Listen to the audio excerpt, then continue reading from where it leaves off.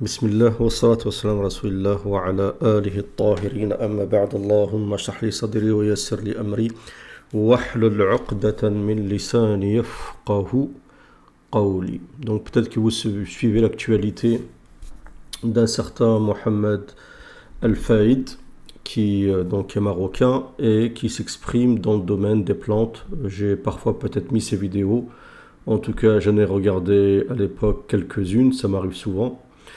Surtout dans le domaine de la phytothérapie. Donc Mohamed Al-Faïd, sa spécialité, c'est de parler des plantes, de parler de la médecine en général, et il lui arrive donc souvent d'être pertinent.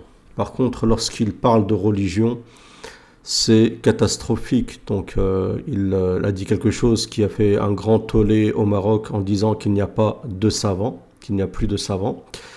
Donc bien sûr, tout le monde lui est tombé dessus.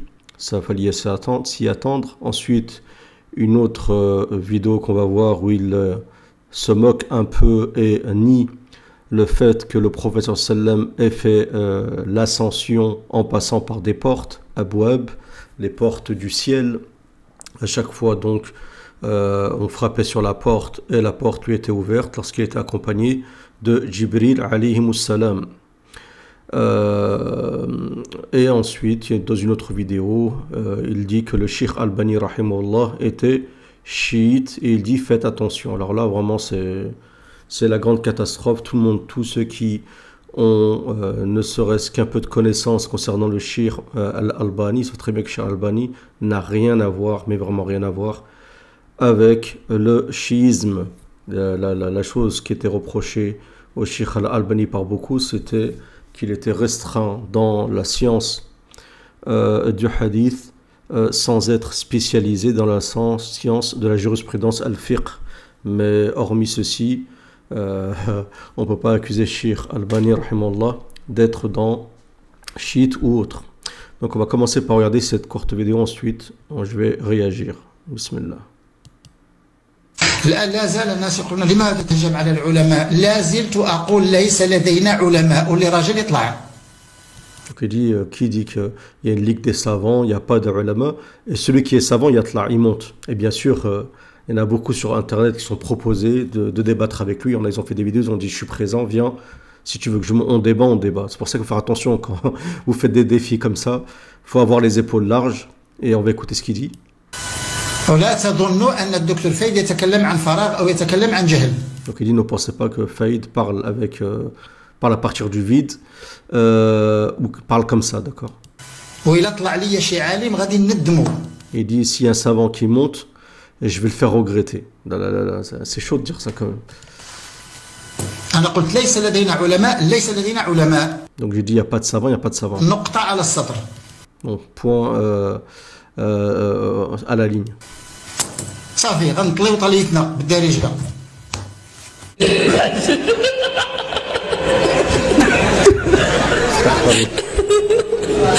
استغفر الله. Astaghfirullah, ça n'a rien à voir, c'est ce qui a mis la vidéo, il a rajouté ça. Mais bon, en tout cas, il y a beaucoup qui l'ont répondu. Au Maroc, bien sûr qu'il y a des grands savants. Après, après on pourrait peut-être définir, aller un peu plus loin en voulant dire quelle est la définition de savant. Certains vont vous dire le savant, celui qui dit la vérité, qui s'oppose à un état injuste, ainsi de suite. Ils iront un peu plus loin.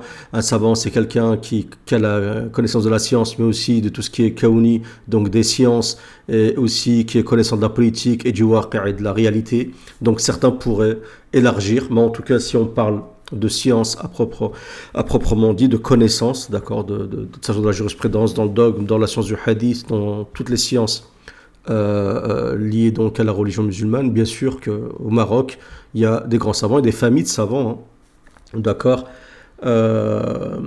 comme si je me trompe, alors ça fait un moment, mais je pense qu'il y a la famille Keliani, vous avez beaucoup d'autres, hein, d'autres grands savants, d'accord, des Idrissides, il y en a, il y a énormément de savants au Maroc. Ça pose pas de problème concernant ceci. Ensuite, il y a une autre vidéo. Donc là, maintenant, il s'avance à autre chose. Là, il s'attaque plus aux savants, parce que les savants, ça reste des personnes. Mais là, il s'attaque carrément au hadith du prophète, sallallahu alayhi wa sallam, en plus avec un certain dénigrement et avec un terme qui ne convient pas au hadith, à la parole du prophète sallallahu alayhi wa sallam. Comme Dieu dans le Coran dit وَمَنْ يُعَظِّمْ شَعَائِرَ اللَّهِ فَإِنَّهَا مِنْ تَقْوَى الْقُلُوبِ. Donc le fait comment dire, de sanctifier les préceptes de Dieu fait partie de la crainte du cœur, d'accord, de la foi. يعني سبحان الله والله سبحان الله لا زال الناس يقرؤون هذه الأشياء. الآن يجب أن يفسر هذا القرآن وهذا هو القرآن الذي تحتاجه أمريكا وأوروبا.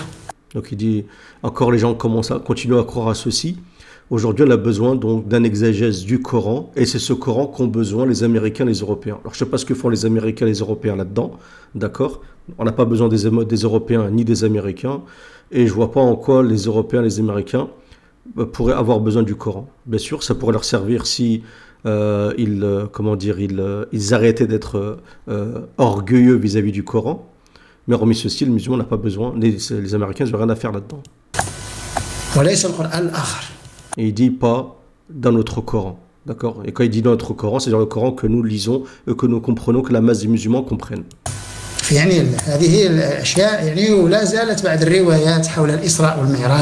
dit il y a encore des versions à propos de l'Isra wal Mi'raj. L'Isra wal Mi'raj, c'est quand le prophète est parti en Palestine, de la Palestine, parce qu'il y a des voies du ciel, et monté vers le ciel, d'accord? Dans le voyage nocturne, où chaque ciel, il voyait rencontrer des prophètes jusqu'à arriver, comme dans Surat al-Najm, vers Sidrat al-Muntaha, la limite, d'accord? Et certains disent que pour arriver vers Sidrat al-Muntaha, certains exégètes, donc modernes bien sûr, disent qu'il a utilisé des sortes de trous noirs, de trous de verre pour se déplacer.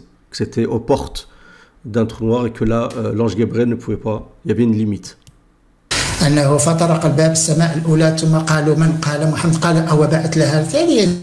Il dit donc il a tapé le premier ciel, c'est qui? C'est Mohammed, il a dit Tfaddal, viens, rentre. Ensuite, du second, comme c'est dans le hadith, hein, bon, c'est pas sous cette forme-là, mais c'est à peu près comme ça. Donc lui il parle, il dit, il traite ça de Khuza'balat. Khuza'balat, c'est ce genre de chimère, mais le terme n'est pas respectueux par rapport au hadith du prophète. Il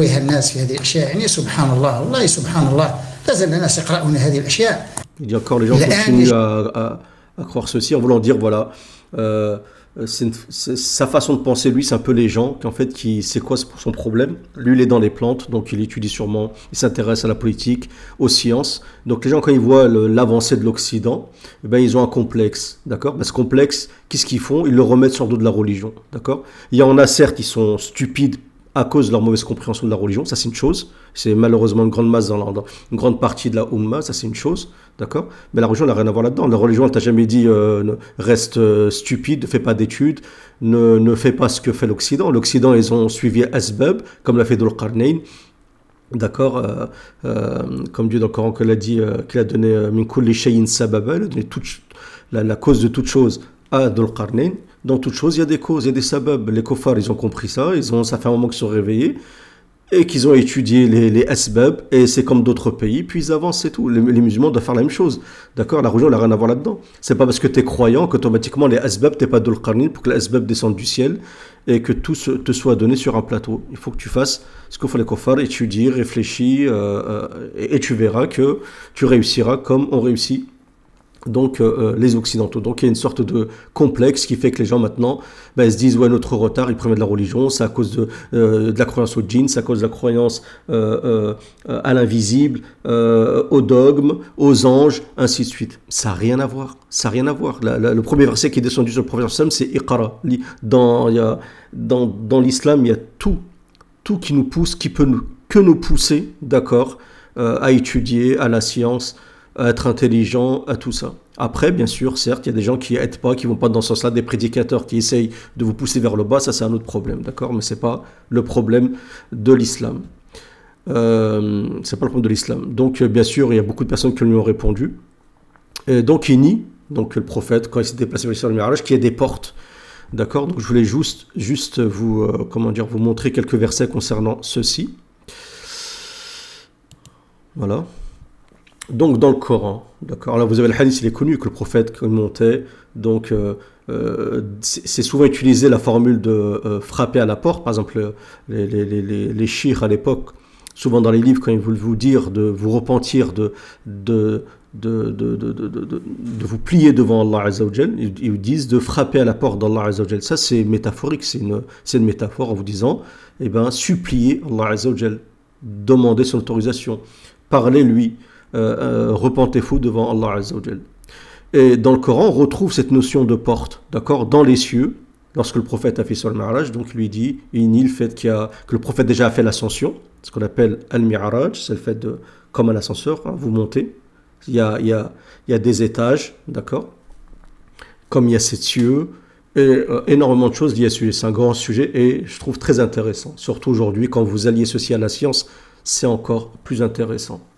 Donc Dieu dans le Coran dit وَلَوْ فَتَحْنَا عَلَيْهِمْ بَابٍ مِنَ السَّمَاءِ, si nous leur ouvrions une porte du ciel, فَظَلُّوا فِيهِ يَعْرُجُونَ, ils ne cesseraient de monter à travers cette porte-là. Donc Dieu te dit que dans le ciel, il y a une porte. Alors, comment cette porte, c'est quoi? Ça, c'est pas à moi de le dire, je ne sais pas. Mais peut-être qu'on le saura par la suite avec la science dans le futur. Peut-être que c'est un trou de verre, peut-être c'est des trous noirs, peut-être c'est autre chose. D'accord? Mais en tout cas, la science, elle avance. Et elle avance dans le sens où il y a un moment, et ça c'est coranique, Dieu dans le Coran dit « Sanurihim ayatina fil afaq » nous leur montrerons nos signes dans les horizons. Donc Dieu te dit que nous montrerons donc aux mécréants, à titre d'argumentaire, nos signes dans les horizons. Donc il y a des choses qui vont être, il y a des découvertes qui vont se faire et qui corroboreront les versets du Coran, d'accord? Et c'est la science qui fera ça. C'est peut-être par à travers les Américains, comme il dit lui, il flippe devant les Américains, les Européens. Peut-être que ces découvertes se feront à travers eux, peut-être à travers d'autres. Dieu dans le Coran te dit wa futihatis samaa'u fakanat abwaba, donc le ciel est ouvert et ensuite c'est que des portes.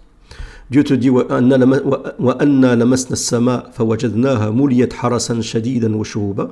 Donc quand les démons ont voulu espionner ou les djinns le ciel, ils se sont rendus compte que le ciel était surveillé. D'accord, il y avait une surveillance des cieux.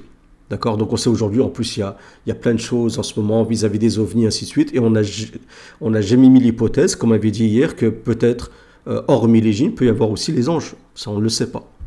Et chaque fois que nous mettions à un endroit, d'accord, afin d'écouter, d'espionner, et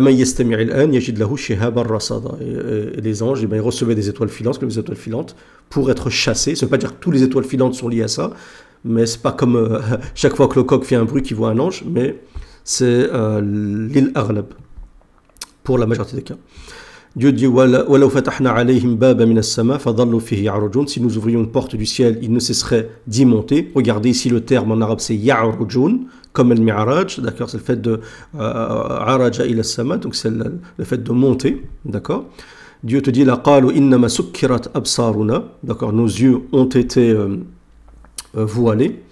Bal nahnu qawmun mashhurun, nous sommes en fait que des personnes ensorcelées. Et Dieu te dit ثم يعرج إليه في يوم كان مقداره ألف سنة مما تعدون. Ensuite il monte vers Dieu, en tout cas vers le ciel, peut-être le plus haut degré du ciel, en un jour في يوم, sûrement ça s'adresse ici aux anges ou peut-être à Jibril alayhi salam, كان مقداره, donc un jour qui est équivalent à 1000 ans مما تعدون, de ce que vous comptez vous les humains. Dieu dans le Coran dit ta'arujul malaikatu war-ruhu ilayhi, donc les anges montent vers Allah Azza wa Jalla ainsi que le ruh qui est l'ange Gabriel. Innal ladhina kadhabu bi ayatina, ceux qui démentent nos versets, écoutez bien, wastakbaru anha, et qui sont enorgueillis sur nos versets, comme c'est le cas de la majorité des scientifiques. Certains dans les commentaires m'ont dit les scientifiques en Amérique sont à 50% je crois sont croyants. Ok, mais je parle peut-être dans des pays qui sont moins qui sont pas chrétiens ou qui sont moins, on va dire, christianisés.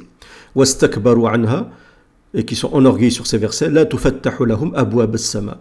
Nous ne leur ouvrirons pas les portes du ciel. D'accord? Donc c'est-à-dire qu'il y a une possibilité que Dieu ouvre la porte du ciel lorsque la science et les scientifiques commenceront, d'accord, à reconnaître non seulement qu'il y a un créateur et un seigneur, et qu'ils commenceront à être un peu plus modestes. Et peut-être qu'à ce moment-là, Dieu, parce que je suis sûr qu'ils essayent, et ça fonctionne pas. Peut-être que la solution, elle est un peu, donc d'être un peu plus modeste et commencer à émettre l'hypothèse, d'accord, qui pour nous n'est pas une hypothèse, c'est une certitude, qu'il y a un créateur. Comme l'ont fait d'ailleurs Bolloré et d'autres dans leurs livres avec leurs recherches et les Bogdanov. وَلَا يَدْخُلُونَ الْجَنَّةَ et ils ne rentreront pas au paradis حَتَّى يَلِجَ الْجَمَلُ فِي سَمِّ الْخِيَاطِ comme le fait que le chameau ne peut pas rentrer par le chat d'une aiguille. وَكَذَلِكَ نَجْزِي الْمُجْرِمِينَ, c'est ainsi que nous récompensons les criminels. Regardez l'image, la métaphore d'un chameau qui rentre dans le chat d'une aiguille. Ben, faites cette analogie avec la porte du ciel, vous allez comprendre. Dieu dit فَفَتَحْنَا أَبْوَابَ السَّمَاءِ بِمَاءٍ مُنْهَمِرٍ, nous avons ouvert les portes du ciel lors du déluge avec une eau abondante. Bien sûr que c'est métaphorique, il n'y a pas eu des portes qui sont ouvertes comme ça, il y a eu des sortes de grandes vannes avec de l'eau durant le déluge de Noé, mais c'est métaphorique, d'accord? Donc ça veut dire qu'il y a des portes dans le ciel et elles sont surveillées, d'accord? Et lorsque vous étudiez par exemple même la science, vous verrez qu'il y a des termes qui reviennent et qui ressemblent à des termes équivalents à la porte. Dans une maison, vous avez un mur, vous avez un toit, ainsi de suite. C'est des termes qui commencent à être étudiés dans la science actuelle, dans l'astronomie, et plus on va, plus on avance, et plus ces termes reviendront, vous allez voir. Ici, par exemple, dans l'astronomie, on parle de grands murs. On pourrait se moquer aussi. C'est quoi dans l'espace? Tu me parles d'un mur, il y a des murs maintenant dans l'espace? Le grand mur de Bose, découvert en 2016, l'anneau géant de sursaut gamma, d'accord, donc un anneau, parce qu'il y a un grand débat dans la science, est-ce que le cosmos observable, est-ce qu'il est limité ou illimité? Donc il y en a, ils mettent l'hypothèse, et c'est l'hypothèse penche vers cette hypothèse, que ça ressemble à une sorte de cercle, c'est un peu ce qu'avait dit Bassam Jarrah lorsqu'il parlait des 7 cieux, et que chaque ciel est superposé à l'autre, d'accord? Le grand mur d'Hercule, couronne boréale, le grand mur de Sloa, le grand mur SFA2 et ainsi de suite. D'accord? Plus ça avance et plus il y a des découvertes qui vont dans ce sens-là et vous verrez par la suite. Et en plus, quand on regarde les versets du Coran, on se rend compte que non seulement nous les musulmans ne se ridiculisent pas vis-à-vis de la science, mais qu'on a une avance mais incroyable. Vous parlez, par exemple, il y a des versets dans le Coran, lorsqu'on parle de trous verts, par exemple, de trous de verre, ou de trous noirs, par exemple, Dieu te parle de l'Jawari al-Kunnas dans le Coran. Il y a plein d'autres versets comme ça, sur le Big Bang, sur plein de choses, d'accord? La fumée cosmique, plein de choses. Et vous verrez, je ferai dans le futur des vidéos sur les miracles, je ne sais pas si on peut qualifier ça de miracle coranique, mais en tout cas, des choses qui sont observables maintenant par la science et qui sont citées dans le Coran. Donc la soumission à l'islam, être musulman, c'est pas simplement dire la ilaha illallah Muhammad Rasulullah, c'est être aussi soumis au texte du Coran et de la sunna. On ne peut pas être musulman si vous ne vous soumettez pas à ce que dit Dieu, même si vous ne le comprenez pas, d'accord? C'est pas parce que tu ne comprends pas ce que dit Dieu et tu te penses avec ton cerveau de moineau hyper intelligent, ainsi de suite, tu n'es pas Tesla, et tu penses que voilà, ben non, ça c'est ridicule, donc ça rentre pas dans ma tête, donc je réfute. C'est comme aujourd'hui, vous avez des personnes qui sont diplômées en mécanique, en chaudronnerie, et ils viennent, ils te lisent 2-3 hadiths et ils se permettent de réfuter tel hadith en disant c'est comme par exemple il y a une mode au Maroc, d'ailleurs je pense que Mohamed Faïd est sûrement influencé par celui-ci qui s'appelle Mohamed Hidayah, qui arrive à détourner, c'est vraiment une fitna du Dajjal, arrive à détourner des personnes en leur mettant dans leur tête que les hadiths de Bukhari c'est n'importe quoi, c'est des mensonges, ainsi de suite. Il y a peut-être des hadiths qui sont discutables, c'est pas des mensonges, mais peut-être une mauvaise compréhension de certains hadiths qui ont été dits, par exemple par un compagnon comme Abu Huraira, qui ont été annexés au prophète sallam, mais peut-être c'est des hadiths qui émanent uniquement de Abu Huraira, mais c'est pas un mensonge, d'accord, c'est juste une mauvaise compréhension, mais il y a des savants pour ceci, c'est pas notre travail. Le hadith par exemple de Tamim ad-Dari qui échoue dans une île et qui rencontre le Dajjal, par exemple ce hadith est remis en doute par le Cheikh Ibn Uthaymin, qui est quand même à mettre dans la case des Cheikh salafis, d'accord, qui bien sûr c'est un musulman sans aucun doute, et les salafis sont nos frères. Mais donc juste pour que vous compreniez que c'est pas à nous de dire c'est un hadith daïf, s'il est sahih. Il y a des savants pour ça, c'est une spécialité, d'accord? Et c'est pas parce qu'il y a quelques hadiths, et c'est le devoir des savants. S'il y a des savants du hadith sont là, justement, c'est pour faire le travail de la purification. Et elle s'est faite à travers les siècles. Et peut-être que ça continuera encore, et c'est un bien, d'accord? Mais c'est pas n'importe qui vient me dire, ah ben ça, ce hadith, cette partie de hadith, je la réfute. Ah, il y a des portes dans les cieux, et en plus en te moquant. Fais attention de ne pas prendre en dérision les textes du Coran et de la Sunna, parce que tu peux mal finir. Et je plaisante pas. Toutes les personnes qui ont commencé au début, ça a commencé avec une bonne intention à remettre en cause tel verset, tel hadith, ainsi de suite, à les interpréter à leur sauce, en général, ils ont mal fini. Ils sont tous devenus un peu un peu fou. Qu'Allah nous protège de ceci, en espérant que cette vidéo vous a plu. Je suis désolé, un peu longue, je voulais qu'elle soit un peu plus courte, mais voilà, je pense que c'est un sujet intéressant. Si vous avez des commentaires, n'hésitez pas à réagir dans les commentaires. Je vous remercie pour votre écoute, mais mettez un j'aime, ce serait bien. Partagez la vidéo et abonnez-vous à la chaîne si vous n'êtes pas encore abonné. Que Dieu vous récompense. Salam à tous.